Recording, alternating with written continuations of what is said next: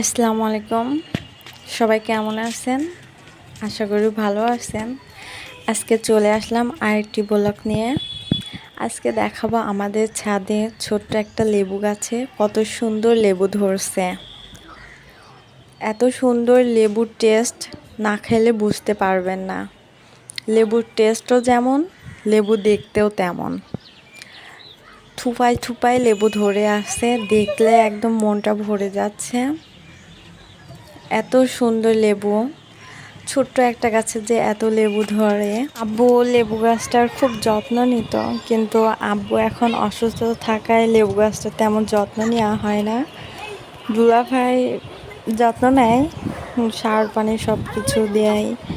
আজকে ছাদে উঠছি, উঠে দেখি এত সুন্দর লেবু ধরে আছে, তো ভাবলাম ছোট্ট একটা ব্লগ করে আপনাদেরকে দেখাই যে আমার ছোট্ট একটা লেবু গাছে কত লেবু ধরছে। থুপায় থুপায় লেবু ধরে আছে, দেখুন কত সুন্দর লেবু ধরে আছে থুপায় থুপায়। আর অনেক বড় হয়, দেশি লেবু, টেস্টটা অনেক সুন্দর।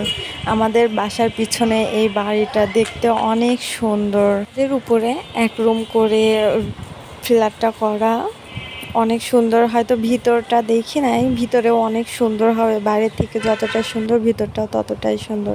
বাসার পিছনে ট্রেন লাইন, দেখুন ট্রেন যাচ্ছে। আজকের আবহাওয়াটা এত সুন্দর ছিল, ছাদে এসে একদম মনটা ভরে গেছে। তাই ভাবলাম যে এটুকু ক্যামেরা বন্দি করা যাক। তো দেখুন এত মেঘ লাগছে, বৃষ্টির জন্য প্রচুর অপেক্ষা করছিলাম, কিন্তু অবশেষে বৃষ্টি হলো না। ছাদে মরিচ নেড়ে দেওয়া ছিল, মরিচটা তুলে নিয়ে গেছি।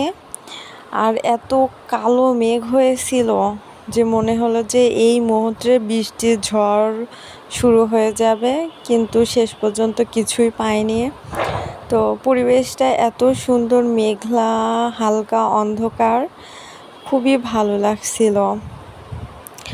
তো মোটামুটি আজকে সকালটা খুবই সুন্দর ছিল, রাস্তাটাও নীরবতা ছিল এই মেঘ দেখে, যে মনোমুগ্ধকর পরিবেশ এটা। তো সবাই ভালো থাকবেন। যদি আমার ভিডিও ভালো লেগে থাকে কমেন্ট শেয়ার করবেন, এবং পরবর্তী ভিডিও যেন আমি ভালোভাবে আনতে পারি তার জন্য কমেন্ট করবেন।